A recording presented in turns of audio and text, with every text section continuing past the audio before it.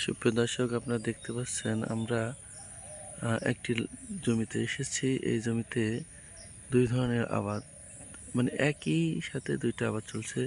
দেখেন উপরে আপনারা দেখতে পাচ্ছেন লাউ, অনেক লাউ ধরেছে, ফলনও অনেক ভালো হয়েছে মাশাআল্লাহ। তো আবার নিচে আবার একটা আবাদ আছে, সেটা হলো শসা। অনেক সুন্দর, মানে পরীক্ষামূলক চালানো হয়েছে। এই স্থানটা হলো পাবনা জেলার আটঘরিয়া থানার মাছপাড়া ইউনিয়নের ৫ নং ওয়ার্ডের চণ্ডীপুর গ্রাম। এই আবাদটা আমার কাছে খুবই ভালো লাগছে। নিচে শসা উৎপন্ন হয়েছে শসার শেষের দিকে, কিন্তু লাউ এতই সুন্দর হয়েছে। আপনারা দেখতে পাচ্ছেন সমস্ত জমিতে শুধু লাউ আর লাউ। অনেক বড় একটা জমি। এই জমিতে শুধু চারিদিকে শুধু লাউ ধরে আছে।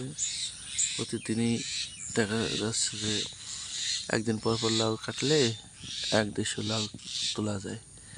তো সবাই এই ফসল আবাদের প্রতি আগ্রহ হন। আর কার কেমন লাগছে সেটা আমাদেরকে একটু জানাবেন। ধন্যবাদ। আসসালামু আলাইকুম।